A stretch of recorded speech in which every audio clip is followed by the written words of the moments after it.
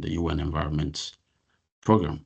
So with that much ado, I would like to give the floor to the UN Resident Coordinator of North Macedonia in the person of Rita Columbia to give us the opening remarks. Thanks. Thank you very much, Samuel. Dear colleagues, dear friends, I can see familiar faces online. Well, welcome to North Macedonia. And thank you so much, Samuel, to you and your team for organizing this webinar on financing sustainable development initiatives. On behalf of the entire UN country team of North Macedonia, I also sincerely thank the Issue-Based Coalition on Environment and Climate Change for responding to our request in organizing this session. I also warm welcome and thanks to all the speakers from the Green Climate Fund, the Adaptation Fund, NDC Partnership, and UNEP for joining us today to share their knowledge and expertise. This request for the webinar emerged from our recognition of the urgent need to strengthen the financial architecture in support of North Macedonia's development goals, specifically their National Development Strategy goals. The country is trying its best to make important progress regarding the National Development Strategy commitments and climate commitments, unlocking the aligning finance, especially in the context and in the times when the public spending and public budgets are reducing. However, the demands are still growing. The UNCT saw the value in collaborating with the IBC in convening the session, not only to sharpen our own understanding, but also to support the national partners in identifying practical, context-specific financing pathways. As far as I understand, in many countries across the region, which is quite broad, we are facing similar pressures. The ambition is high, resources are fragmented. Resources also can be under-accessed and slow to mobilize. At the same time, new opportunities are emerging, from green investment platforms to blended finance and climate funds. But leveraging these opportunities requires stronger capacity, improved coordination, and more strategic engagement from all of us. So I believe this webinar is designed specifically with this purpose to support the country offices, and in this case, particularly the country team in North Macedonia, by providing technical insights, looking at the donor perspectives, and do the peer learning. And I hope that it will strengthen our understanding, our knowledge, our capacity. Thank you again for joining us today. I see more and more people coming to this webinar. It's great to see, so already like 50 people. So thank you again, and I really looking forward to this discussion. Thank you, Samuel. Excellent. Thank you. Thank you, Rita, for really also emphasizing on the timeliness of this webinar and how it can also support all the UN country teams that are present here with us today. So we will zoom straight into our technical sessions, and we will start with a presentation from the NDC partnership. And we have here with us Jesus Alvarado, who is a climate finance and analysis specialist. So just to remind you that we will expect this presentation within 10 to 15 minutes, so that there will be some opportunities for engaging the audience. Thank you.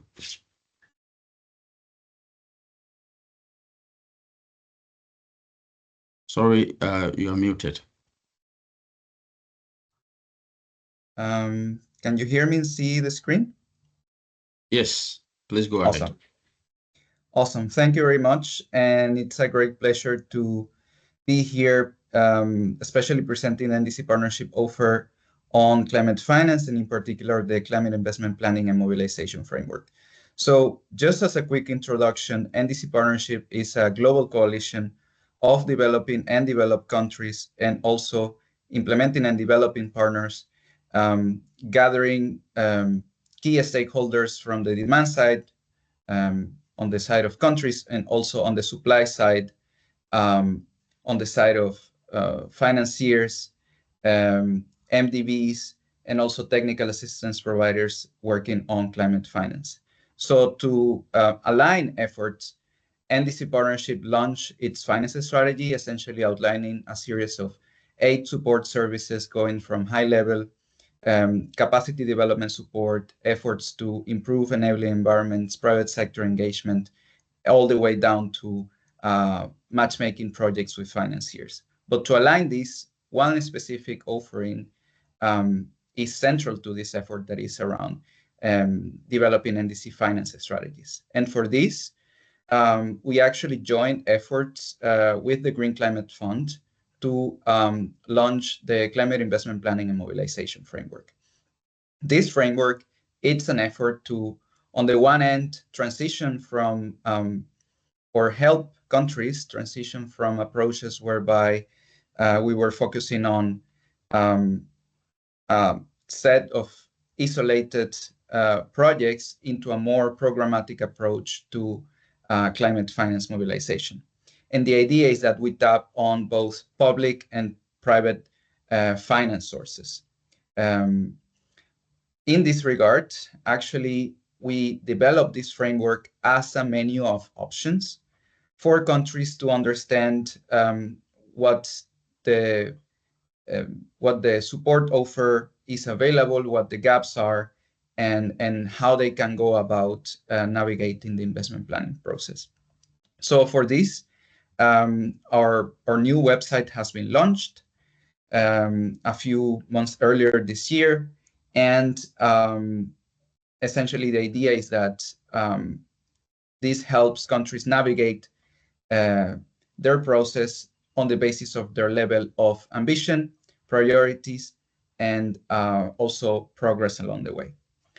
Looking into the overview of the framework, I think we emphasize 4 key principles. One is integrated financial planning. So looking into the implementation of NDCs, NAPs, and LTLETs.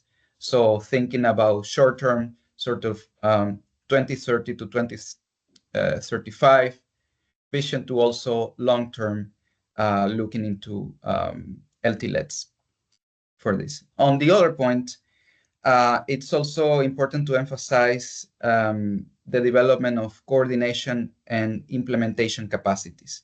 And this is essentially looking into involving key stakeholders like ministries of planning, finance, also national development banks, and national implementing entities in the different forms that this takes place across geographies. The other point that we also emphasize is the value of evidence-based decision-making. And for this, it is important to underline the importance of studies and assessments like climate risk and vulnerability assessment that help countries to take decisions on the basis of where the most impact can be achieved. And the last point is also the importance of navigating policy and financial intersections to ensure that policymakers are well aligned with key financial actors. So looking into the actual structure of the framework, our framework is essentially divided in 2 sections, one focused on planning and another focused on finance mobilization, essentially unpacked under 6 stages of the process, starting with efforts to develop capacity, followed by identification and prioritization of investment needs, developing of financing strategy, programming with finance partners, development of projects and programs, and project implementation. This logic is essentially further explained through a series of components that outline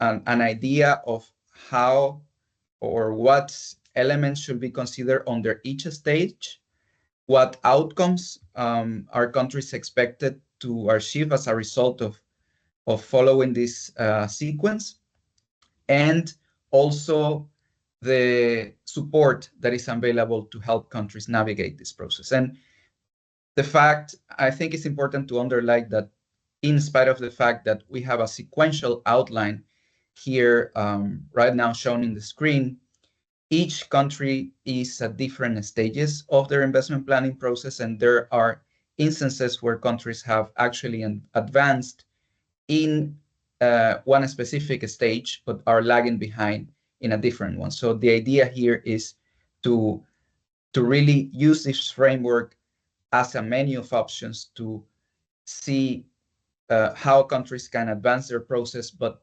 essentially based on their national circumstances and level of priorities. So moving next,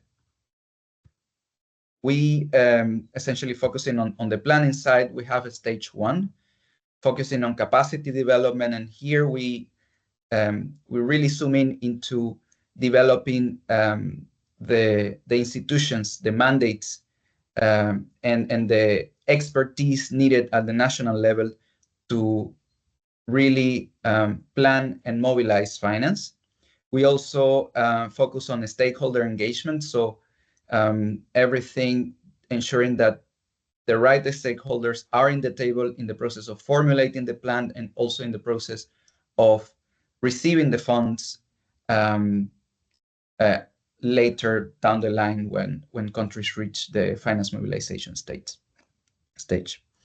I think another important element that we have outlined here in this framework is the importance of mapping, and especially mapping existing investment frameworks that at the national level often are put forward, including from the side of bilateral donors and multilateral partners. And the idea here is that we don't start from scratch, but rather build on what is existing.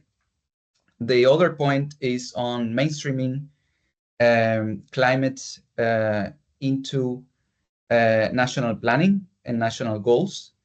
And the idea here is that, especially with ministries of finance, there are efforts in place like climate budget tagging, like expenditure reviews that help the country really create this capacity to understand where funds are being allocated and how to go about mobilizing and tracking finance. And the last point also connected to this is the importance of developing the capacities through both personnel, but also the systems for monitoring and reporting. Moving on, we have a stage 2 focus on the identification and prioritization of investment needs. And in this particular stage, we essentially look at support for conducting studies, including climate risk and vulnerability assessment that actually can provide the evidence to understand where it makes most sense from a climate impact perspective to invest. And the idea here is that we don't wait until the last part at the level of project development to understand where the most impact can be achieved, but we start from the beginning of the planning process. And this down the line helps to also inform the prioritization of needs. So thinking from a benefit perspective, but also from a cost. And also, I mean, the way this can look in practice can be in the form of also a multi-criteria analysis that the country can tailor based on also sustainable development priorities and national strategies that they have in place. And the last point here is the importance of the feedback loop between NDCs, NAPs, and LTLETs. And here is when we are really making sure that investments are not only channeled to short-term action, but also long-term action beyond 2050 to ensure that also, especially with adaptation, we really factor the importance of early action since the beginning. The next point, stage 3, is focused on financing strategies. So mapping sources of finance for prioritized investments. This can be achieved through various studies, including assessments of financing options for public, private, and blended finance. Pipeline the stock taking to ensure that the strategy considers projects that are ongoing and that the country has planned for the future from a climate point of view. And the next part is on identifying finance partners and really detailing a finance plan to reach them. And in developing this, I think it's important to really think about best fit financing sources, because it is not only about mobilizing different sources of finances, but sources of finances that help the country create the enabling environment for mobilizing finance at scale. And under this step regarding the creation or the strengthening of enabling environments, I think it's important to emphasize the point that more action needs to be channeled to also redirect financial flows from brown to green sectors, and also to specifically create the conditions for more investors to enter NDC priority sectors, to make easier also some administrative processes, and also create the regulations in place to address investment barriers in an appropriate manner. Next, we have the second part of our framework related to finance mobilization, when we essentially look at three pathways. So starting with programming with financial partners, we think about public, blended, and private sector investments. And the idea is that by starting with a dialogue, we can better structure a really programmatic approach to finance mobilization by engaging key partners in the finance mobilization process, especially to decide whether it makes more sense to engage or to utilize the catalytic funds that MDBs or climate funds can provide, or to go with the private sector because there is capacity, appetite, and potential to unlock also this private sector finance. Next, when we look at project and program development, we are starting to go into the transition from developing project proposals ready to submit all the way to delivering the package of support, including feasibility studies, environmental and social and gender assessments, also risk assessments, and any other type of support that helps country meet the investment criteria of targeted financiers. And this is especially relevant for accessing the funds from the GCF and from other institutions in the space, and also to think about how to use their processes to catalyze also blended finance through innovative instruments, which can go from establishing facilities, also others like de-risking and so on.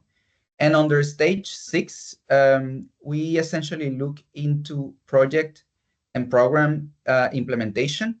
And I think here it's important to outline that we do not only look at the capacity to develop or to implement the project, but also to monitor the progress, because, and here is also a link to the stage related to capacity.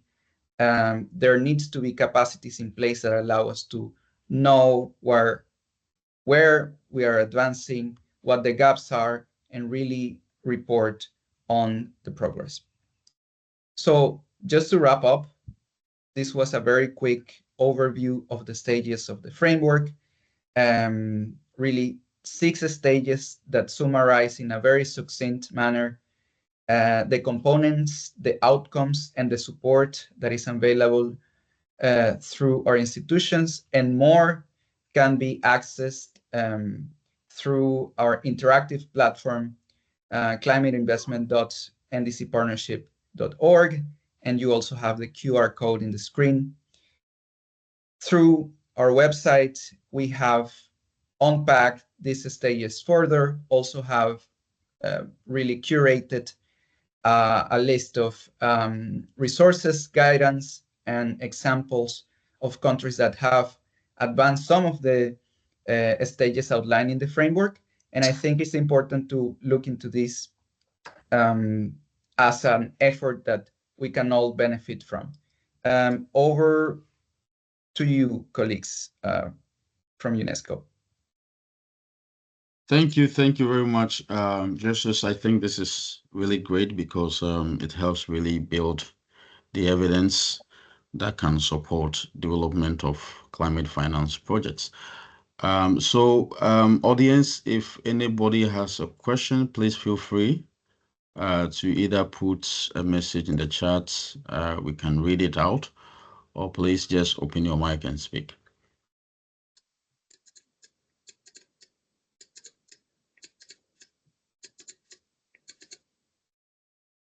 Any questions?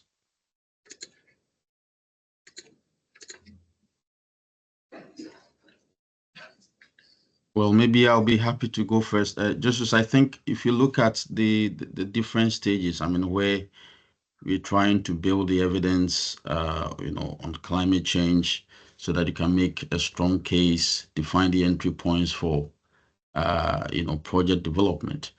How much do you think is going to cost a country if they want to invest in these stages? Because I think the evidence creation is very, very important. If you want to meet the investment criteria of the finance mechanism that are available at the moment. Yes. So I guess there are various angles through which this can be addressed.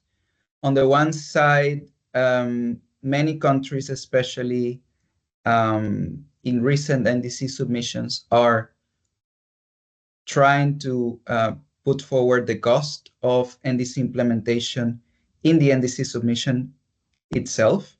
That has been a big sort of progress in relation to other NDCs that have been submitted in the past. So that's a first entry point for understanding what the cost of implementation is. From another point of view, the cost of developing the studies that will help you further unpack these high-level estimates, that is something that is going to really vary from country to country. But in general, when we look at the support level in our framework, the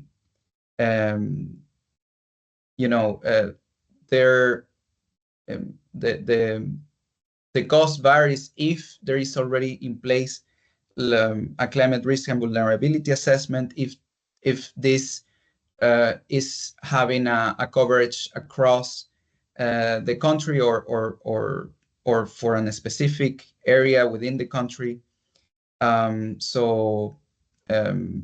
Essentially, that is the type of work that usually needs to be conducted country by country. But institutions like the GCF have the readiness and preparatory support program that has already resources ready for this type of support. And I think as per the last conversations, it can be altogether up to 10 million for developing this type of support. So let me stop there. Great, thank you for the response. Please, any questions, comments?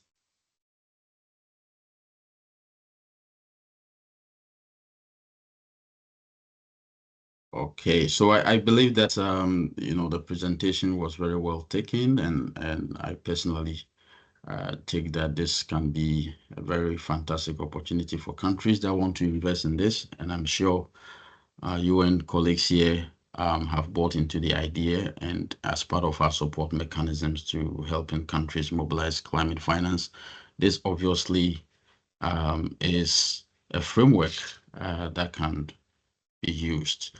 I think somebody has a question quickly. Let me just read that. It says, thank you for the presentation, Jesus. Is there project support available for implementation of the framework? Is the 10 million finance for this available through GCF for all countries?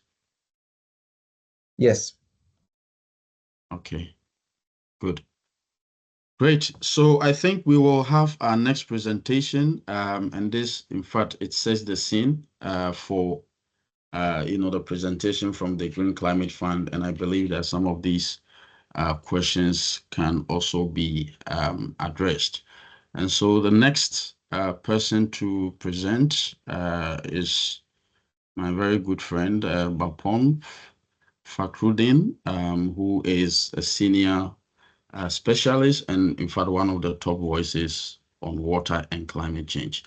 And so I believe that we're going to learn a lot from him today. Bapon, you can take the floor. Thank you so much for inviting me. And so I think JSS Alvaro actually already laid out the framework, that the 5-stage framework, that how actually the financing or climate investment planning as well as mobilization framework work. And he also a little bit describes actually that how GCF is supporting the NAP as well as NDC and those other area. So maybe I can just a little bit run through that actually.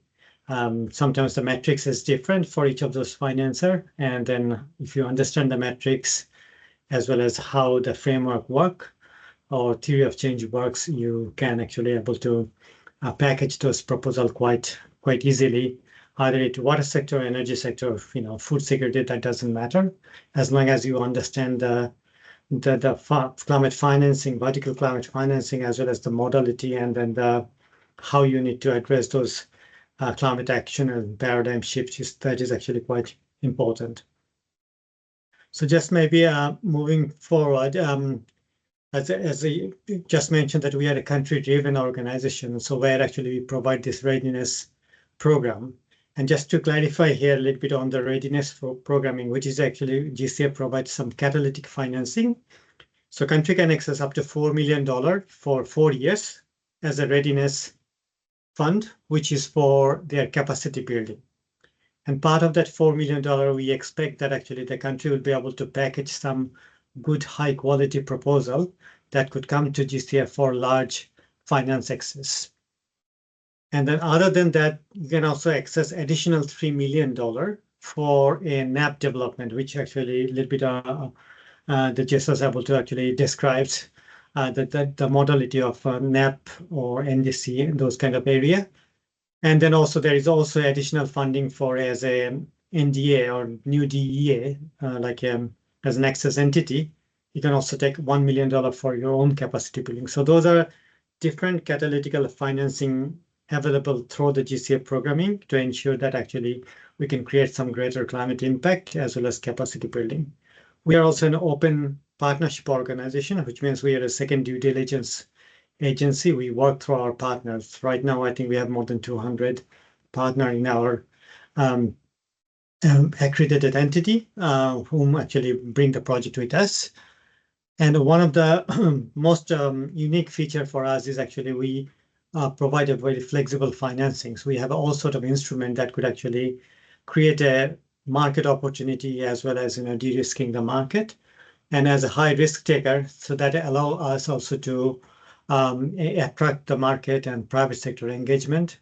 And also we are quite unique in a sense of we have a 50-50 mandate in terms of adaptation as well as mitigation area. So we can actually package any kind of programming based on the country needs and demand. So we mobilized almost $16.6 billion to at this moment, as well as if you look at all our instruments, there are differential instruments we use, but even there, I think the grant is actually quite large, as well as a highly concessional loan that we provide to the countries to access financing, as well as creating climate action. We also have a mission to 50 by 30, as I don't know how many of you heard about that things, which is actually we like to mobilize from $16.6 billion to actually $50 billion into the market, and focusing on the most vulnerable community, fragile economy. We want to actually bringing the private sector in to create a market. We also like to support more the country programming, which is our readiness. You just heard about that. And then how can actually create more efficiency and effectiveness framework, but also how can we create a more impact into the ground, because that is actually end of the day is most important, as the most vulnerable community are actually facing those climate impact. And with this new modality or efficient GCF modality, we want to see actually the within 9 months, we are able to actually package the project for our country so that we can fast access, the country can actually fast access the financing from GCF to their climate action, because climate change is emerging, and we like to see actually how fast this could be mobilized. And that's why this efficient GCF framework has been recently adopted by the board. So now there comes point maybe, okay, how you have a framework, we have a process, we know the planning, but then actually how we actually package the proposal, or how actually we can access the financing. So I'm just giving an example from the water point of view. So as a fund, when you're looking at actually a GCF water project for the country who are actually suffering with a highly climate change impact, so we can fund either water conservation, water efficiency, water reuse, because those are quite important to reduce the non-revenue water loss, as well as looking at water as an asset class, but also how actually create a risk-based decision-making, which is like a flood and drought or storm early warning system. But at the same time, so you need to ensure that actually your vertical as well as horizontal system are actually interlinked. So that means a good governance system through an integrated approach. And then many of our watershed catchment, those are natural. So how actually we provide nature-based solution or ecosystem-based adaptation for our catchment, so that actually we ensure that actually downstream are actually getting a better water access as well as quality. And then actually climate resilience, sanitation, as well as WASH program. So these are the basic fundamental area actually we try to look at when we actually designing the program. But we also try to look at actually how we can actually create a blended grants with innovative financial instrument like water bonds, cat bonds, guarantor, or investment insurance debt for swap to create a long-term sustainability on the financing. If you look at any single country, it's not that actually the country doesn't receive financing. There are actually always some financing available through multilateral, bilateral, or within their own government financing, but there is actually not much on the sustainability or continuity happen, and that's why actually project ends we try to forget everything. So that's the reason actually we need to have a paradigm shift, scaling up any kind of opportunity those are actually happening in the ground. And then when you're talking about the project design, I think in climate change aspect, everything is interconnected. Either you're talking about atmosphere, ocean, coast, people, these are all interlinked. And then when you're looking at that kind of multifaceted, multi-sectoral and multi-dimensional aspect, it's actually quite complex. It's not so easy to design. And I think that's why we need to actually make sure that when actually we design the project, it's not only just top-down or bottom-up, it has a mix of both together using a co-design and co-creation approach, and with a standard methodology we try to apply so that actually science could be used for the application as well as transform into the society for the greater climate action. And then also when you have those kind of science or data, all those kind of product, you need to understand actually the climate change impact aspect of it. Often we actually don't do much on the risk assessment or a sort of like a dynamic risk assessment, because we have a differential product in terms of whether we know what is happening today to 7 days, 10 days in terms of hydrology, you can tell, or in the climate aspect, you can tell what is happening in the month or season or in the decade. Or from the climate change projection aspect, you try to looking at actually the decadal as well as actually century. But using those kind of things, how you can actually describe your physical risk, but at the same time also your transitional risk. And then once you understand that risk using your exposure and vulnerabilities, you can actually define actually what is the probable maximum loss. And that is actually very important. Bapon, sorry, I think people don't see the slide moving. Oh. Are you the one controlling it? I'm the one controlling it. Yeah. Can you see my slide? Yeah. I'm actually right now in the key principle. Okay, it's asking for a synchronization. Yeah. Okay. So fundamental of it is actually that how you define your problem based on your climate risk. And once you understand your risk, it's quite easy to actually come up with what are the adaptation option you are looking for. I think I'm having a little bit difficulties on the synchronization of presenter. They're asking for it.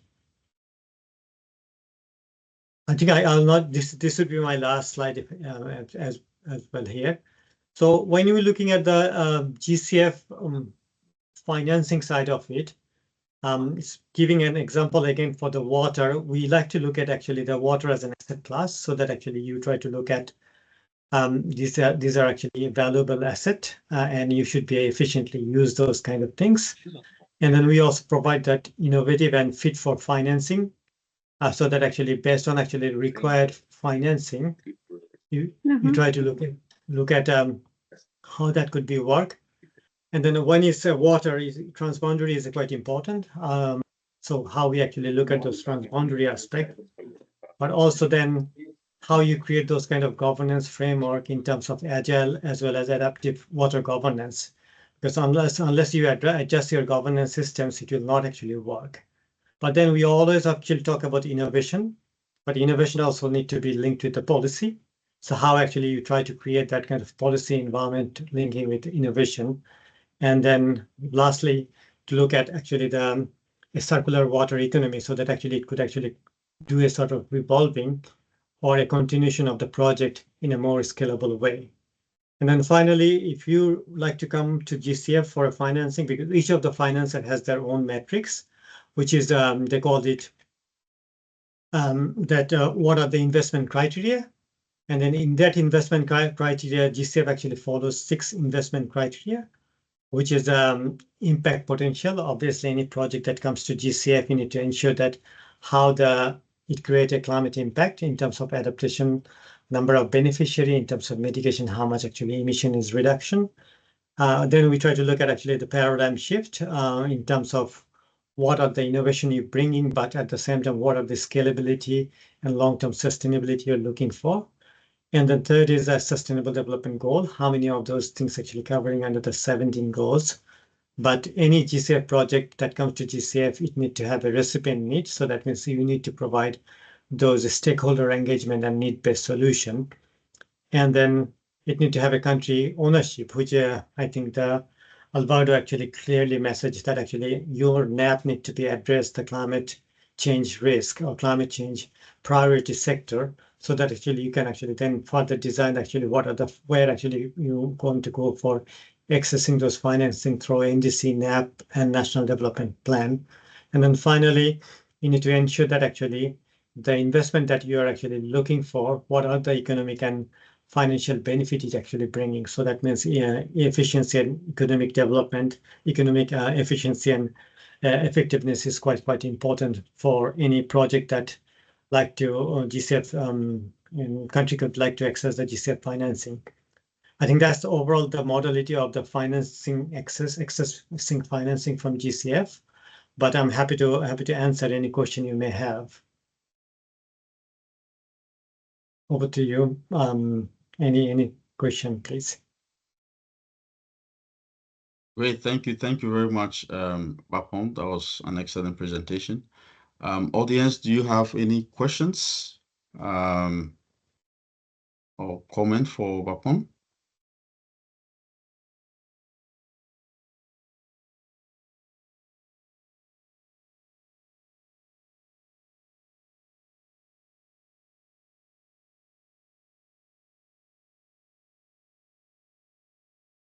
Questions in the chat, or yeah, please feel free.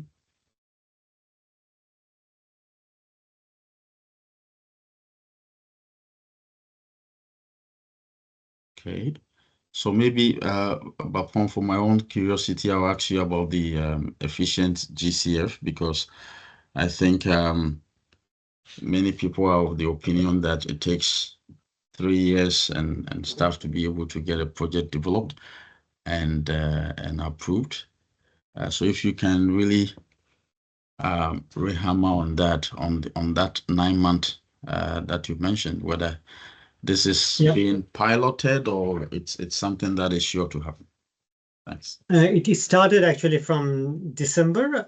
So what is the new efficient GCF framework is, we need to, if country actually submit or our accredited entity submit any kind of concept note through the portal, within a 6 week, we need to make a go no-go decision. And once we actually do a go no-go decision through a regional director endorsement, country can access up to $1.5 million for PPF grant support to design the full package, and then it to come back to us within a 7 months with the full package, so that we can actually then put it for the board consideration on the upcoming board.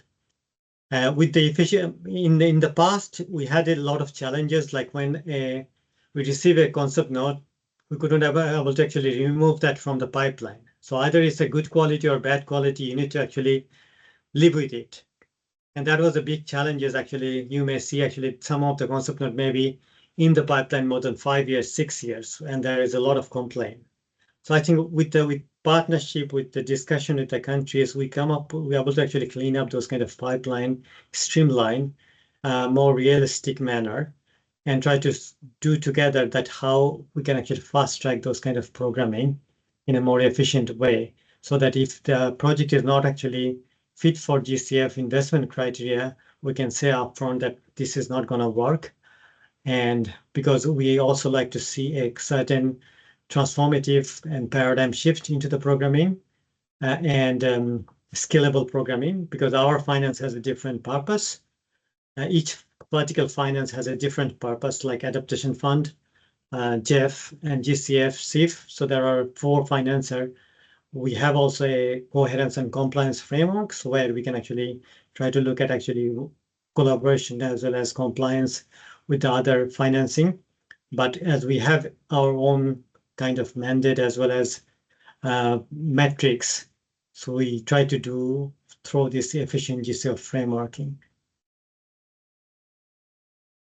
Great, thank you. Thank you very much. Please, any more questions? Because I think I have one more. Look, we try to organize, something in Montenegro in the past, and one of the questions that came up is that we see the vulnerabilities, we see the climate change impacts in the countries. The evidence is there, but probably not documented or articulated in the way that the GCF would want it. And so the countries also wonder why they need to write several pages trying to articulate the climate change problem, when we know that this is very visible before they will be able to access the funds. So is there any process in place, under this efficient GCF to make things a bit simpler for, let's say, a conflict-stricken country like maybe, let me say something outside geographical purview, like maybe Iraq or Afghanistan, to be able to provide the necessary data before they can meet the GCF investment criteria? Thanks. Yeah, as just I mentioned in my presentation, that one of the things we are trying to looking at actually the narrative. When you're talking about the climate impact on a sector, you need to come up with a storytelling. The storytelling is what we call like a theory of change. The theory of change here is actually what are the climate indices that are actually creating a climate hazard. It could be flood, drought, storm, whatever it is, landslide. And then once you understand the climate hazard, then you try to look at actually what is the exposure of that particular hazard. And then once you understand the exposure, then you try to look at actually what are the vulnerability you're talking about. Is it actually infrastructure? Is it actually community? Is it actually the land use? And then you blended these three function, which is the risk, is a function of hazard, exposure, and vulnerabilities. So you define your risk categorization. So frankly, if you come to GCF, I don't want to have a 5-page narrative on the climate change. I just looking for that particular table where you actually have that summary. And then to develop that narrative, I mean, that particular table is not actually quite rocket science, because you have already, either you have a national scale. If you don't have a national scale, you can actually use the regional scale to looking at that national scale, because I don't need to have a 100% precision, because we are talking about climate change projection, which is not forecasting. And when it's a projection, that means actually the reliability is actually 30%, right? So using that kind of 70% uncertainty, I can live with that. But as long as I understand the tendency that yes, it is actually a progressing, or there is an evidence from the past historical event, these are actually upgrowing or downgrowing. And as long as you're able to put that kind of narrative on the climate risk, then you can actually articulate what are the barrier we are talking about based on that risk. And then once you understand the barrier, it's very easy then actually what actually we need to do to mitigate or adapt that particular barrier. And then you actually articulate that into an outcomes, output and outcomes, and then you create your goal statement. And I think often actually we forgot that kind of storytelling thread, because it's like a one ribbon, everything is interconnected. And then, but if you look at in many of the proposal, we actually come up with want to do everything, because climate change is impacting so many things. And we thought actually that GCF is actually a large financing, so let's bring everything, because problem is quite acute. But then when you're bringing everything, it looks like a Christmas tree. And when it's a Christmas tree, you don't know where to start and where to end. So that's, I think, one of the biggest challenge we had when you actually try to create that kind of narrative. And that's how you may see actually a proposal sometimes goes like a 200-page. So if you submit a 200-page document to me, you're actually trying to punish me to reading the 200-page, whereas I was expecting only 12-page document to review and provide a feedback to the country. So it's actually one side is too much work to writing everything put together. Another side, you are actually punishing us to read those things and put another 100-page comments from our side. And that's why we always say to our partners, if you have an idea, let's discuss informally in a call that, okay, you just put together something in a 3 or 4-page PowerPoint. These are the problem statement. This is my climate risk. This is what we want to do. And then we can actually a little bit guide together as a co-design platform that, okay, this is how you can actually create your narrative. And we are here to happy to help to the country, because climate finance is not so long in the market.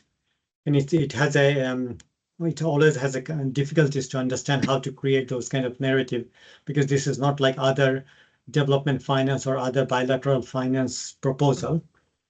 So we are always happy to support if country need any support from our side.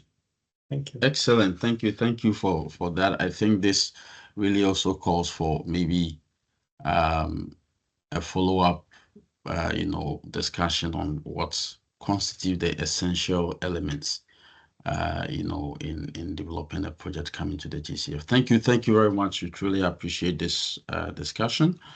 And next, we want to invite a colleague from the Adaptation Fund in the person of Alisa Maria Gomez, who is a climate change specialist at the fund, also going to share their perspective on how we can access finance from the adaptation fund.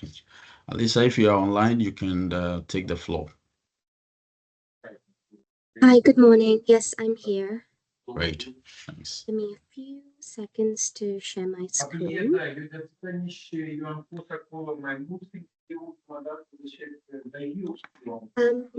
Just want to check if you can see my screen. Yes. Okay, great, perfect. Well, very good morning to everyone. My name is Alyssa Gomez, and I work primarily in the programming and the innovation unit at the fund. Sorry, Alisa, you can put it on slide mode. Thanks. On slide mode. It's already on slide mode. Is this better? Yes, thank you. Okay, great. So just introducing myself, my name is Alyssa, and I work in the innovation and programming unit at the fund. So we're the team that's primarily involved with the project design stage until it gets approved. I coordinate the innovation and locally led adaptation portfolio. So any proposals that you might have in these two windows, they would come to me. I'm also the technical focal point for nature-based solutions, biodiversity, adaptation linkages, and most recently also cultural heritage. So just to give you a very brief overview of the fund, and I hope my slides are moving. So the Adaptation Fund was established under the Kyoto Protocol, and the fund became operational in 2007.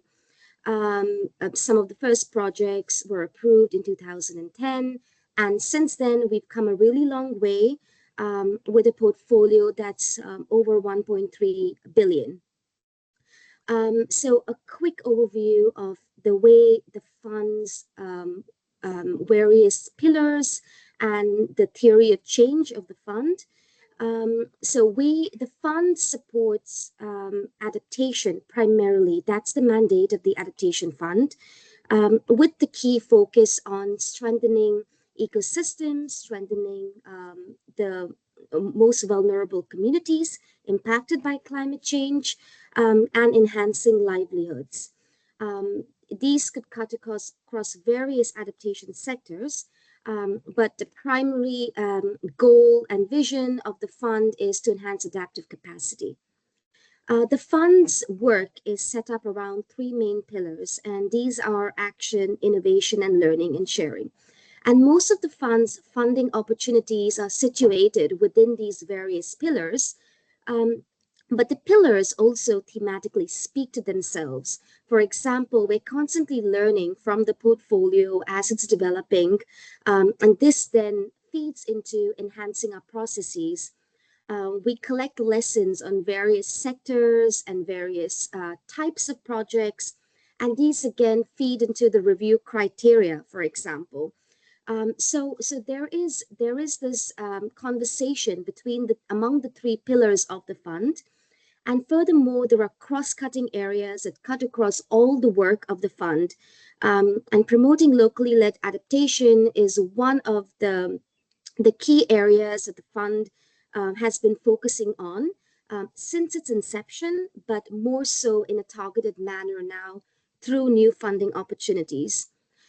Through the fund's readiness program, we build institutional capacity, and this is also technical capacity. So the fund's accredited national institutions and regional institutions benefit from training. There is also some opportunities for exchange between the multilateral institutions and national and regional institutions as well, as they can all learn from each other. As I was mentioning, the key criteria is that our projects have to meet the needs of the most vulnerable communities to climate change. Advancing gender equality is something that's mainstream throughout the fund's work, including the projects and programs. And enabling replication and scaling up is a key criteria in our project design itself and our project criteria. But also through the complementarity and coherence we have with the climate funds. For example, the AF and the GCF have a scale-up framework where the AF team identified projects that are in a good shape to be scaled up. That was then taken on by the GCF team to review. And so there is a framework in place to enable scaling up with the GCF. But more broadly, we try to see in our projects and programs that there is a scale-up pathway that is thought about in the design itself. So here are some of the key essential elements. The first being that the Adaptation Fund provides only grant-based financing, and there are no co-financing requirements for the Adaptation Fund. However, if a country or a project would like to include co-financing, this is of course welcome. However, you need to demonstrate that you're able to meet the goals and objectives of the project or program, regardless of whether the co-financing amount materializes. And this is in line with the Adaptation Fund's definition of the full cost of adaptation. So we need to see how the Adaptation Fund resources itself will be able to meet the needs of and the objectives of the project, regardless of whether the co-financing amount materializes. We have a focus on direct access. So at least 50% of our portfolio need to be programmed by our direct access entities. And these are our national implementing entities. And this is maintained by the Adaptation Fund Board. There is a strategic focus on locally led adaptation, as I mentioned, and the fund has been innovating in its processes. But also in the past few years, we also have an innovation facility, and I will get a bit on that a bit later. Finally, our interventions have to demonstrate sustainability across key areas, and these can be social, economic, institutional, environmental, etc. So at the most recent Adaptation Fund Board meeting in April, there have been some key developments. The country cap has now been raised to 40 million. It used to be very long ago when the fund was first operationalized, 10 million.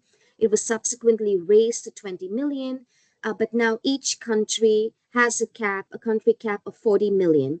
For those that might not be aware, this is a lifetime cap until the Adaptation Fund Board decides to further lift the cap for the countries.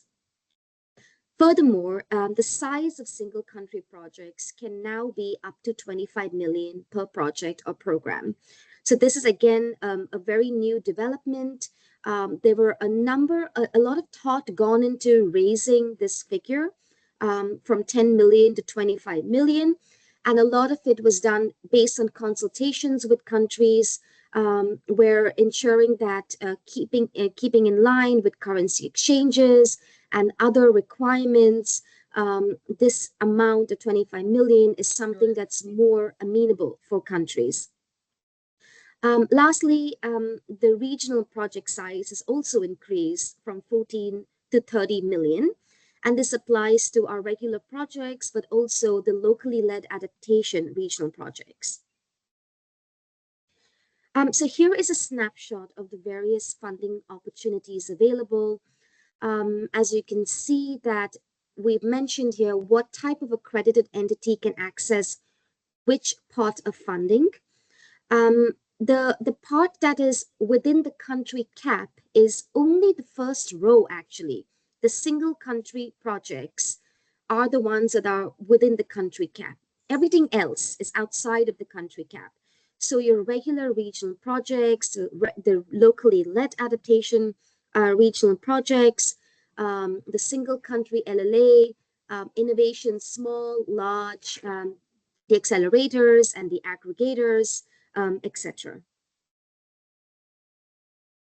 For all Adaptation Fund projects, regardless of the type of implementing entity, so whether it's a national, regional, or multilateral institution, the projects or programs can access project formulation support. We've tried to ensure that the project formulation support that can be accessed is commensurate to the size of the project, which is why you can see here that single country projects less than 2 million can access 50,000, but then those that are above 5 million can access up to 150,000. And for regional projects, this cap for project formulation is a bit different. So you can see here that it starts from 150, but can go upwards up to 250 per project. And as an additional country is added, you could you could increase the amount by 15,000. And for locally led adaptation as well, again, there is project formulation support available. But given the nature of the project formulation support of the locally led adaptation programs, there is some additional financing that can be accessible. And this is because of the unique needs of the LLA projects and programs. Over here, there is more support that is needed for on the ground consultations. There is a unique need for executing entities to play a bigger role in receiving targeted support from the implementing entities. And so considering these considerations, and given that the projects aim to tackle local organizations, there is an additional 100,000 available on a case-by-case basis to undertake any additional requirements you might need other than any assessments, consultations, and any targeted studies that might be needed to develop the fully developed proposal. Just to very briefly touch upon this again, there are a number of opportunities under the locally led adaptation window. The Adaptation Fund was one of the, I believe, 130 organizations that endorsed the principles of locally led adaptation that the GCA came about with. And so the locally led adaptation window seeks to operationalize these 8 principles. And some of these principles relate to devolving decision making to the lowest appropriate level, enhancing access, transparency, enabling the decision-making power of a range of different local institutions, ensuring patient and predictable financing, ensuring flexibility. So these are the 8 principles of locally led adaptation. And what we like to see through this window is how the single country projects and the regional projects are ensuring this the operationalization of these principles of LLA. At the most recent board meeting, the board launched a new access modality under LLA, and these are the regional projects or programs. So 3 or more countries could come together to develop an LLA program that again would look at a different range of sectors. For the adaptation fund, we don't have any priority sectors. We can finance a range of sectors so long as there is a clear adaptation justification for the sector that you're targeting. So the regional LLA projects can then come together and develop a locally led project. It could be a small grants facility at the regional scale. They could be different types of a focus on different types of entities. Perhaps they want to focus on SMEs or micro enterprises. Perhaps they want to focus on targeted support to indigenous communities or women's groups. So there could be a range of different projects that could be developed. One of the areas that I want to talk about here is that the multiple pathways for scaling up. So through the aggregator proposals, and the aggregators are global or regional LLA aggregators, there was a call for expressions of interest sometime last year, and a number of implementing entities expressed interest. Their submissions were discussed at the Adaptation Fund Board, and then these implementing entities were invited to submit fully developed proposals.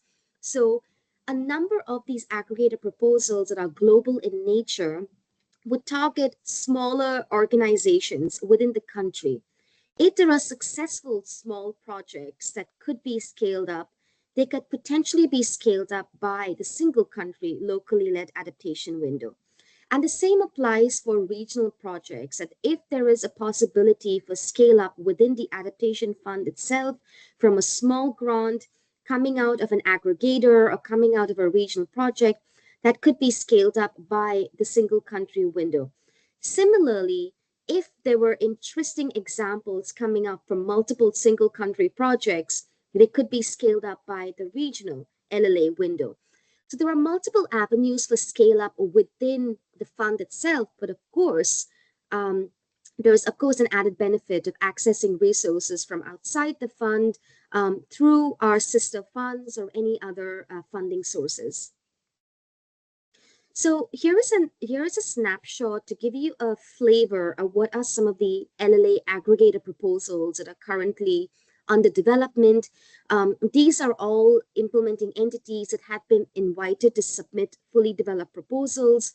As you can see that the Caribbean Development Bank is focusing mainly on early warning systems, on community-based early warning systems and risk information systems. The Latin America Bank is focusing on nature-based solutions with a focus on cities in Latin America. And here the area is biodiversity. So looking at how to leverage nature-based solutions in an urban environment, keeping into consideration nature-based elements into the design. Then you have UNDP that's developing a proposal focusing on indigenous communities and rangeland communities. And finally, UNIDO that's working on a proposal on SMEs, which is their comparative advantage. So the board wanted to see a diversity of proposals. We received this. So this is not the final call for expression of interest. Sometime next year, we will reopen this call. So UNESCO or any other UN agencies would again be invited to submit an expression of interest for consideration of the Adaptation Fund Board. So here again is a snapshot of a regional LLA window. I've gone over the CAP, and I've also gone over the project formulation support that's available. There is a link to the website where you can find more details on the criteria, the templates, guidance on what we expect in these regional projects for LLA. And this is all available on the AF website. Moving on to the innovation window. For the adaptation fund, and again, to reiterate that the innovation window, like the locally led adaptation window, is outside of the country cap. So for the adaptation fund, innovation is quite broad. We finance innovation that's in the pilot demonstration phase. We also fund innovation that's in the replication scale-up phase. So any project or program that could be at any stage in the innovation cycle could be financed by the adaptation fund. Furthermore, innovation is broad in the sense that we finance the revival of traditional ecological knowledge or traditional technologies. We finance high-tech solutions. There could be social innovation, and innovations dealing with a new type of process. There could be an innovation that is extremely new and cutting edge. It could be an innovation that's been scaled from an idea from one country that is going to be replicated in another country with a similar context and then adapted to the local environment. So there is a whole different range of and diverse scope of innovation that can be financed by the Adaptation Fund. Again, for the large innovation grants, which are at the moment only 5 million per project, and these could be single country or regional in nature. These can be accessed by any type of implementing entity of the Adaptation Fund. For us, the amount is at the moment 5 million, simply because the Adaptation Fund Board has a higher risk appetite when it comes to innovation. It's possible that not everything what might be successful, but that is part of the innovation process. So in piloting something, in replicating an innovation, in case there are some sub projects that are not successful, or more than half that might not be successful, the board is more open to taking this kind of risk. However, the key requirement is that the projects meet the fund's environmental and social safeguard policies and gender policies. But in terms of the risk, it could be that the type of intervention might not necessarily be the most successful. And that's okay in the interest of creating an evidence base of what works and what doesn't work, and to further create an ecosystem for innovation in the countries. Um, Similar to um, the LLA aggregator projects, the fund has since 2019 been has pioneered this Adaptation Fund Climate Innovation Accelerator Program. So here we had the first two proposals by UNDP and UNEP CTCN that put together accelerator programs on a global scale, and they finance a range of different local innovators in different countries across the globe. I believe at the moment there are over 70 small grantees that receive funding through UNDP and UNEP CTCN to finance, focusing on innovation at the local level. So we saw indigenous communities in the Philippines, for example, receiving funding through UNDP to pilot in a revival of traditional practices. And we've seen aquifer mapping technologies financed by UNEP CTCN. We've seen women's led enterprises, youth led enterprises, a whole range of different small local organizations that received funding for innovative adaptation practices, tools, and technologies. So we've opened up so far two calls of expressions of interest, and there are a number of proposals that have been approved, a couple more that are still under development, but we are now launching a new expression of interest. This is coming out in the next couple of weeks. So if you're interested in joining the Adaptation Fund Innovation Accelerator Partnership, use the guidelines that would be in the expression of interest to submit. It would be a 6 or 7 page document giving a snapshot view of what you would like to do with your innovation accelerator program. We're not prescriptive. We would like our implementing entities to use their comparative advantages and strengths to develop a program that focuses on the area that you know best, and to leverage that for innovation and climate adaptation with a focus on local entities. So as you can see that here are some of the key goals of the program, but there are more details coming up in the expression of interest. So please stay tuned. Of course, an official communication will go out to all the implementing entities of the fund. So here are some of the projects that are currently under implementation, that have been approved, and that are currently being developed. As you can see, they're quite broad in their scope, and they're quite broad in their approaches as well. And so you can see they're targeting different stakeholders. Some of them are much more broader in terms of targeting NGOs, CSOs, local indigenous groups. The others are focusing mainly on SMEs, micro enterprises, and so on and so forth. An important element for innovation is technical assistance, because in designing innovation projects, there have to be an adequate amount of support given to these local enterprises or local institutions to then further enhance their projects. We need to see a clear process of co-design that would be in place. So it's not just a top-down approach. It's really about fostering that local innovation ecosystem. So here is a dashboard developed by our partners, UNDP and UNEP CTCN. There are fact sheets, project examples of the range of different projects that have been currently funded under the the front runners of the ASEA partnership, and much more in terms of the results achieved, and the work they're doing on aggregating results. So I hope that this would be helpful to you. I provided links here.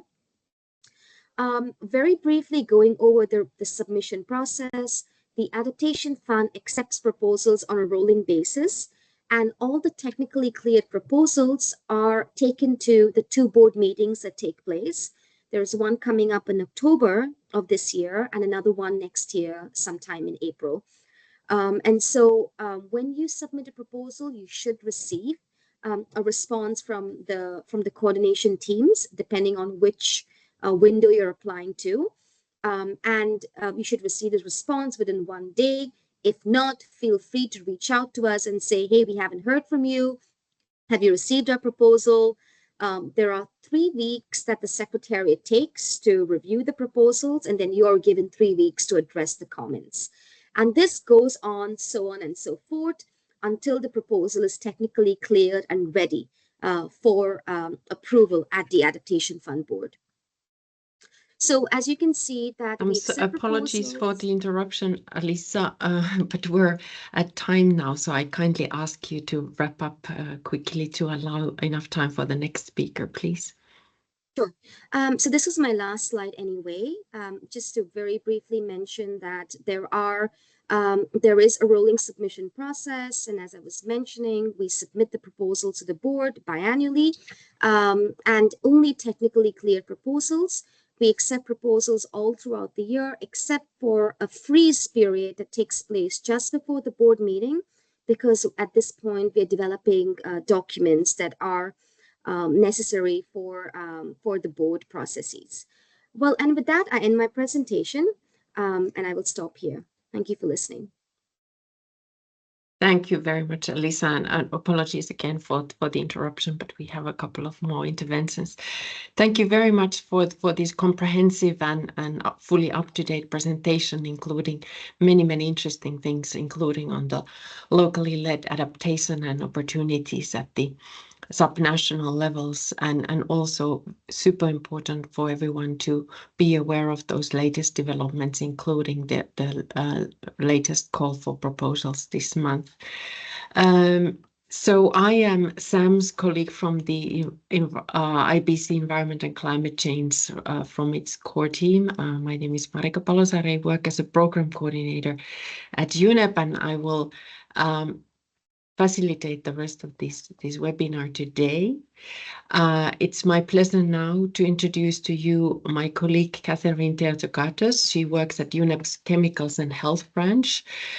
And today she will take us through the special program and the Global Framework on Chemicals funds. She will offer insights on how they are helping countries implement global convention and advance national priorities. Of course, with chemicals and waste posing serious risks to health and environment, this type of targeted financing is essential to support countries in building strong coordinated systems for management. So very important intervention up next.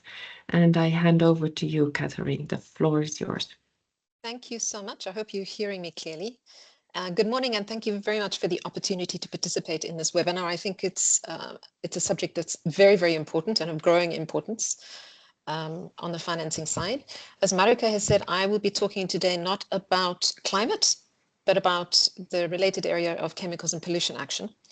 And I'll be taking particular focus on 2 of the financing mechanisms that are available for chemicals and pollution. So this first slide is just to mention that UNEP, as the leading authority on the environment, is very active in many different ways in the field of chemicals and pollution action. And to mention just a few, UNEP has published 2 so far global chemical outlook reports, which alert policymakers and other stakeholders on the critical role of the sound management of chemicals and waste in sustainable development. A lot of UNEP's work deals with emerging policy issues, such as lead in paint, chemicals and products, highly hazardous pesticides, sustainable chemistry, and increasingly important antimicrobial resistance. There are also many other links to other topics such as health, labor, safety, as well as economic growth. and so that multi-stakeholder element is growing constantly. UNEP also hosts the secretariats of the Basel, Rotterdam, and Stockholm Conventions, the Minamata Convention on Mercury, the Global Framework on Chemicals, which I'll be talking about briefly in a minute, as well as the Secretariat of the Ozone Treaties and the Multilateral Fund to support the Ozone Treaties. And UNEP also hosts the special program that I will also be talking about a little bit more today.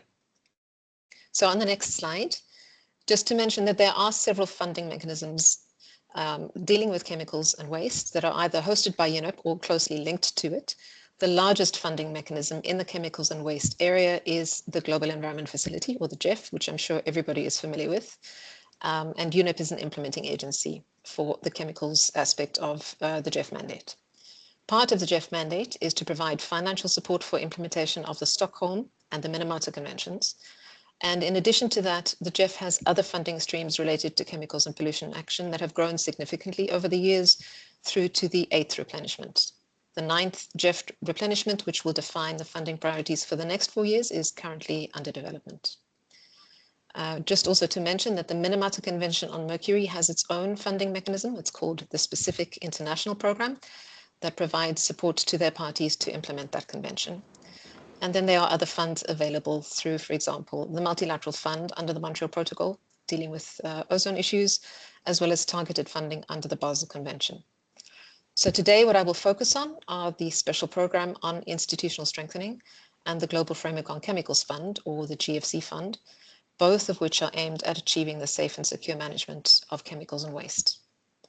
So looking first at the Special Program, that screen is basically, that slide is basically the title of the Special Program, which is very long. I just want to emphasize here that the aim of the Special Program is to support institutional strengthening at the national level. So it's looking at strengthening how national governments manage chemicals and waste through country-driven projects.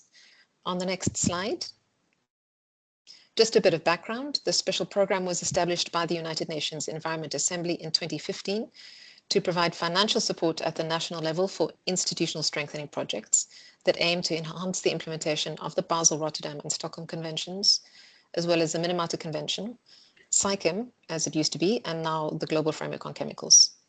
The Special Program is part of the integrated approach to financing the sound management of chemicals and waste, and its duration has been extended to 2030 under UNA Resolution 5/7. To date, the Special Program has 91 country-driven projects that have been approved in 76 countries under 8 completed funding rounds. Decisions on the Special Program operations are taken by the Special Program's Executive Board, which is made up of donor and recipient country representatives.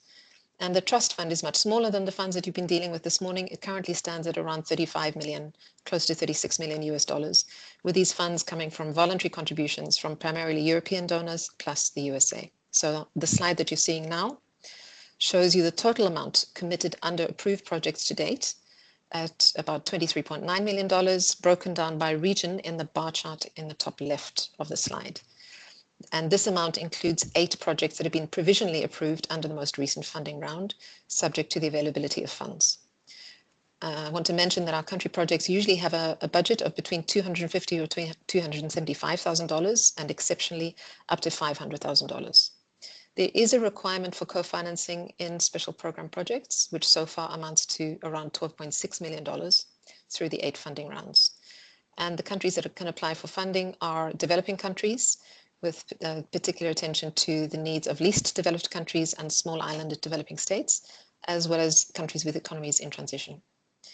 Important to note that applications for funding must come from national governments. So we cannot accept any applications for funding that are not submitted by an entity of a national government, but we do encourage a multi-stakeholder approach, and so other stakeholders may be involved as project partners or beneficiaries under a project. And I mentioned our donors previously. You could see their flags on the slide there. This slide is just a summary of the key attributes of the Special Program. And I don't want to spend too much time on it, but just starting at the top and going clockwise, unlike many other funding mechanisms, and unlike many we've heard of so far today, the Special Program is country-driven. So the projects are designed by the countries themselves based on their own needs and priorities. Since this is a direct access mechanism, the countries are usually expected to implement the projects themselves, and there's usually not an implementing agency involved. The aim of this special program is to strengthen institutions at the national level to ensure improved chemicals and waste management in order to protect human health and the environment. And this is achieved through a cross-cutting approach to enhance implementation of all of the conventions that I've mentioned, as well as SAICM and Global Framework on Chemicals, through a range of activities which include development and implementation of policies, strategies, and national programs. One of the key elements in special program projects that is emphasized is sustainability of the project results. And so we do encourage projects to include mechanisms that could lead to this. This could include setting up a sustainable financing mechanism nationally to support the sound management of chemicals and waste and building long-term institutional capacity. And then throughout all of our projects, there is a very strong gender mainstreaming component that is expected as well. Looking at the next slide. Since the projects are all country driven, they're all different, although there are some similar types of activities or themes across the project portfolio. And you can see some of them listed here. These include promoting multi-stakeholder coordination, developing national policies and legislation, establishing of data collection and reporting mechanisms, which are very important under the conventions in particular, a lot of capacity building and technical assistance, and activities aimed at mainstreaming of chemicals and waste management into national development plans and budgets. I should also mention here that with the support of the government of Germany, the special program is about to publish a very practical guide to sustainable domestic financing for the sound management of chemicals and waste. And this draws on experiences across the 3 areas of climate, biodiversity, and pollution. And it presents a roadmap and a menu of options that governments can explore to help them achieve sustainable domestic financing to support their work on managing chemicals and pollution. This is currently undergoing the publications process and it's not yet public. So for further information on the special program, please do visit the website, which also includes an interactive database of all of the projects. You can get there via either the URL or the QR code. So let me turn now to the Global Framework on Chemicals Fund. And before I get to the fund, I want to take a step back and look at the Global Framework on Chemicals itself. So the Global Framework on Chemicals is a voluntary multi-stakeholder instrument that builds on the work and achievements of stakeholders across the globe to counteract poor chemicals and waste management. It builds very strongly on the legacy of SAICM that I mentioned earlier, that was a strategic approach to international chemicals management. And the Global Framework on Chemicals was created and adopted during the 5th session of the International Conference on Chemicals Management, or ICCM5, in September 23 in Bonn. It's an ambitious framework that seeks to build on lessons learned and to build on the strong partnerships that were developed during SAICM to seek effective solutions to problems posed by improper and dangerous chemicals and waste management. So looking on the next slide, the framework includes 5 strategic objectives, as well as 28 targets that I won't go into detail here, but their information on these is available on the GFC webpage. The 5 strategic objectives demand, firstly, that legal frameworks, institutional mechanisms, and capacities should be in place, that comprehensive and sufficient knowledge, data, and information are generated, available, and accessible, that issues of concern are identified, prioritized, and addressed, that safer alternatives and innovative and sustainable solutions in product value chains are in place, and that enhanced implementation occurs through increased and efficient resource mobilization, partnerships, cooperation, and capacity building. So those are the strategic objectives underpinning the Global Framework on Chemicals that also then are linked to the Global Framework on Chemicals Fund, which is on the next slide. Thank you. So to support the implementation of the Global Framework on Chemicals, the Global Framework on Chemicals Fund, or the GFC Fund, was established at the same time. It's a trust fund that was launched with an initial amount of $28 million, which is expected to grow as more donors come on board. The creation of the fund recognizes the importance of supporting initiatives within countries, especially within developing countries, to combat problems associated with chemicals and waste. So like the special program, the fund is governed by an executive board representing the UN regions as well as donors. Unlike the special program, non-government entities can exceptionally apply for funding under the GFC fund. The amount of funding is also different from the special program, so you can get slightly more under the GFC fund with projects able to access between $300,000 and $800,000. The first call for applications for funding was announced in October 2024. Sorry, I'm hearing voices. Does somebody have a question? Okay, thank you. So the first call for applications for funding was announced in October last year, with a closing date of January 2025 for submission of the applications. And I'll talk in a moment about the outcome of that first funding round. The second funding round is currently under preparation, and we're expected to have it launched in the third quarter of this year. On the next slide, I'm not going to talk through all of these, but the GFC fund has strategic priorities that tie very strongly into the strategic objectives of the framework that I mentioned just a minute ago. These are expected to be demonstrated in the country applications for funding and to be achieved through the proposed activities and approaches in the projects. So on the next slide, just some statistics for you and an update on the first funding round. The GFC Fund Executive Board has met twice this year, in March and in May, to consider the first round applications. We had 105 applications submitted from 77 countries. Most of these were submitted by governments, but we also had many from non-government entities. And the applications were, the bulk of them, from Africa and Asia Pacific, as you can see in the right-hand pie chart, with other regions also coming up. The average amount requested per project was $770,000 US. On the next slide, almost 1/3 of the applications were from least developed countries. We also had a small percentage from small island developing states and about 15% from countries with economies in transition. And in addition, we had 11 regional or multi-country projects that were submitted. It's interesting to note that 78 of the applicants had previously received funding from the special program, so there's a very definite link between the two. And on the next slide, after the initial screening, almost 1/4 of applications were excluded as being either incomplete or not eligible. So eventually, at the end of the day, the Global Fund Executive Board considered 80 eligible and complete applications for approval. And I'm not able to tell you the outcome because the decisions have been taken, but they're not yet communicated to the applicants. That is happening this week. So after that, the outcomes will be publicized quite broadly. The following slide is just a table that shows a brief comparison between the special program and the Global Framework on Chemicals Fund. There are very clearly interlinkages, and we are working together very closely to try and make sure that there are no duplications, but more complementarity happening.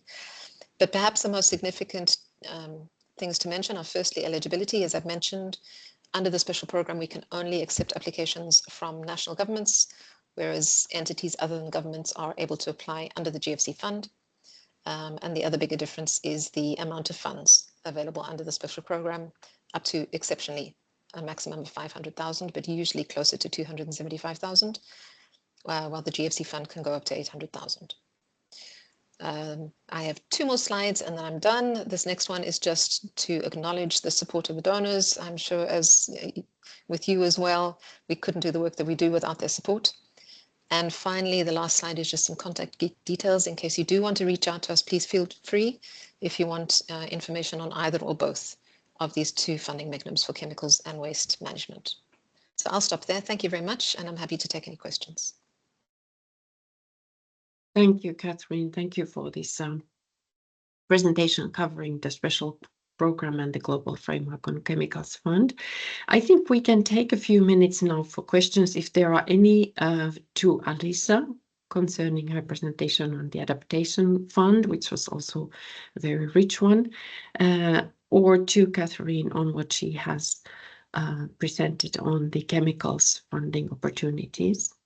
And you can also, of course, always place questions in the chat area, and we can try to answer them either now during this webinar or get back to you later.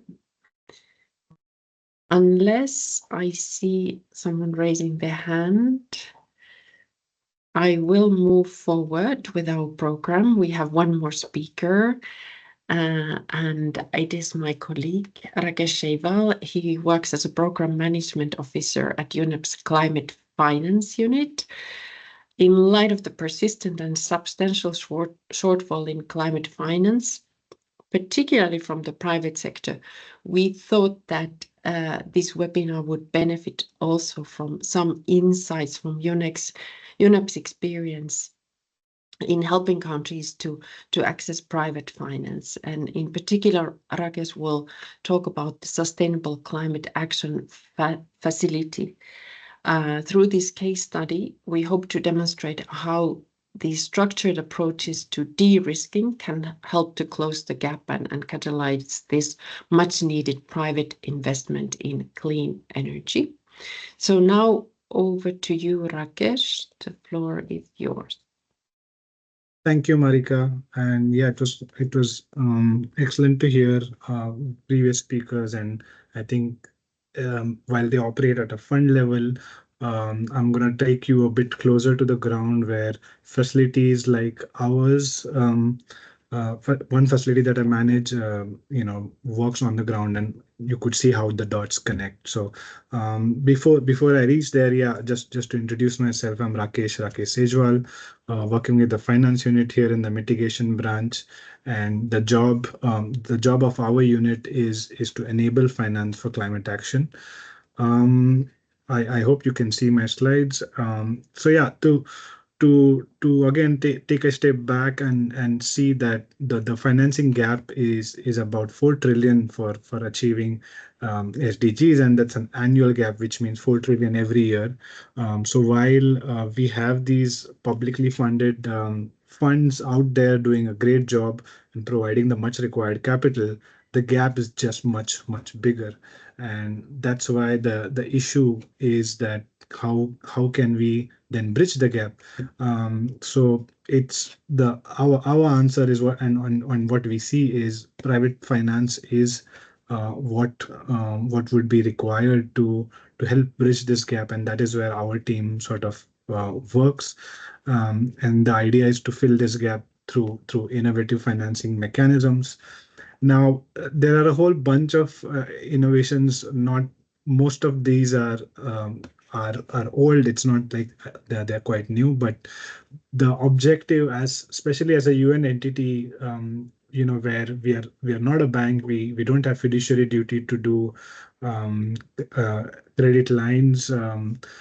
So what can we do to make the dollar walk further than it actually does? Can we leverage maximum finance possible with the help of grants? And that's the focus of my team. And we try to see how best we can do it in different sectors. And I'll take you through a case study, which is SCAF, Seed Capital Assistance Facility. It's a facility that we manage here at UNEP, and it's been functional since 2008, the first one, and the second one is functional since 2014. It's still going strong, and it operates in clean energy sector in sub-Saharan Africa and Southeast Asia, and we are funded by Germany and UK. So what we realized when we went to market is that private sector developers are bootstrapped, and they have only their finances when they have to start a project in a difficult geography. So because and then they get trapped in this vicious cycle where they cannot develop new projects till a current project is completely financed, and it takes time to finance the whole project, because and then they don't have any access to finance in these early stages of project development. So they just get trapped, and we thought maybe this needs a facility that can bring them out of this trap, and that's how SCAF was born. The idea is to de-risk development, and we are active in the early stages of project development, which is before financial close. So we would include in expenses like pre-feasibility, feasibility, legal costs, ESIAs, establishing ESMS, so on and so forth. So these are the kind of things that we do. Maybe I can explain this on the next slide, where as you can see, the risk is highest when you're starting the project, right? If you just have a project site that you have seen that the wind data looks good, but you still don't have it on paper because it takes 1 or 2 years to get actual data with the help of a wind mast. Same for the solar. You need to, while you can check from satellite what's the irradiation of a particular site, you still need actual data from ground, what the irradiation looks like, and only then can you build a project. And parallelly you would start getting try to get the permits done. You try to get the ESIA done. So all of that requires money, and the private sector developer who's generally only bootstrapped doesn't have any access to any other debt, um, any other grant that is possible.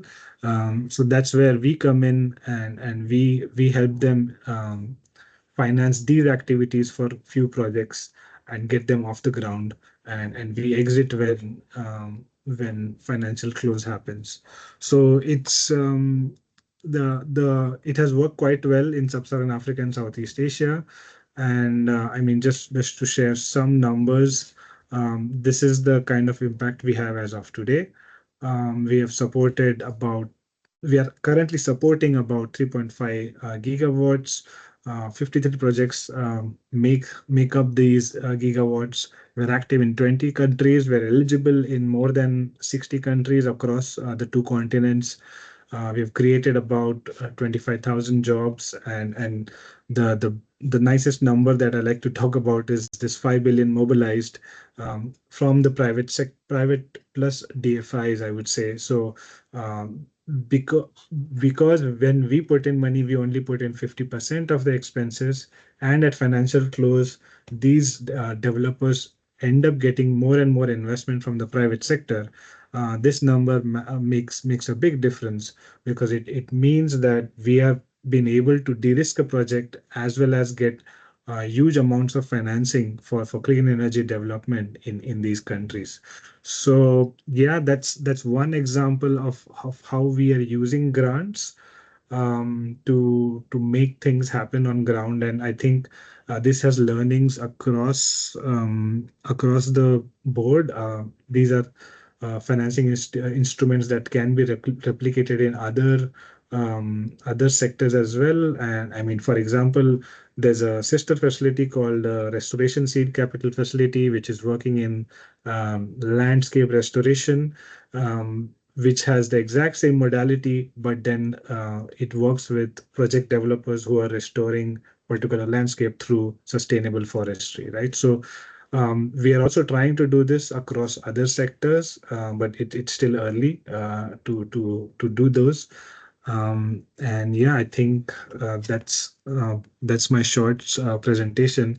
I am hoping that there'll be a few more questions, so that which can lead to a nice discussion. Thank you, Rakesh. Thanks for your presentation and this example from the Seed Capital Assistance Facility. Colleagues online, we do have a bit of time for discussion, either questions to Rakesh regarding this approach or the case study that he presented, or maybe any other comments or general feedback on this. I hope it has been useful to everyone. Many of these funds, the processes, of course, are quite complex, and there's differences. It takes a bit of time to familiarize oneself fully with them. But as we saw, there's a lot of space probably for beefing up the UN system support to the countries with their access to these funds. We saw, for example, from Katharina's presentation that the share of this region in that pie chart in terms of number of applications, for example, to the Global Chemicals Framework Fund was not very big, and also almost 1/4 of all of the applications had some issues in terms of completeness or eligibility. So probably some support from experts in the UN system in certain occasions could be useful. So therefore, it's important that we all kind of educate ourselves. Access to private funding is probably even more a complex area, and perhaps a bit new for many of us working in the UN organizations. So we can now benefit from Rakesh online to help us to shed more light on that. If anyone wants to take the floor or put a question in the chat, it's still possible. If not, if everyone is is either overwhelmed by all the information that is shared or starting to be exhausted after almost 2 hours of webinar. What I can tell you is that we will share all the presentations on our website and also the recording of this webinar. And then we are, of course, available for questions also afterwards. It seems that there are no questions at this point, so it's my pleasure then to hand over to the Director of UNESCO Regional Bureau for Science and Culture in Europe, so in Venice, Magdalena Landry. Hello. Hello. Good morning, Marika. Good morning, everybody. Thank you all for your participation, and I've been following a part of the webinar, and so thank you to all the presentations and very enlightening information, I think, for all of us. So I think I will start by thanking the UN country team in North Macedonia, not only for initiating this training, but also by inviting other UNCT groups from Eastern Europe and Central Asia. And this, I think, is a great example of a collaboration and working together and sharing information, which is, you know, one of the key elements in making 2030 agenda move forward. So I think this was a really valuable opportunity, platform to strengthen the capacity of the UN country teams to navigate the very complex landscape of climate and development finance. And from the investment planning insights that were shared by NDC partnership to donor presentation and reflections on private sector engagement, I think there was just an excellent opportunity to explore a range of tools and strategies that could support advancing national and regional development priorities. So I think also that the one takeaway is that unlocking sustainable finance, it's not just a technical exercise, but it's a strategic undertaking. And it depends on very coordinated action, institution innovation, and commitment from everybody to align the resources with the priorities.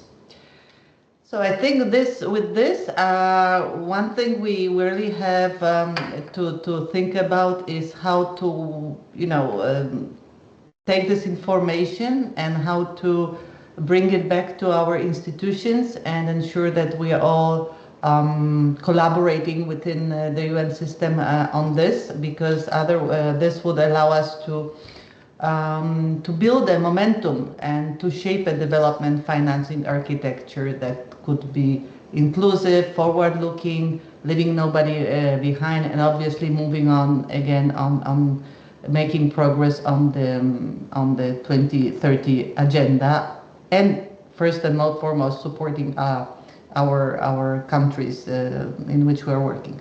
So once again, thank you for your participation and engagement, and I hope this webinar proved as useful as we were hoping for.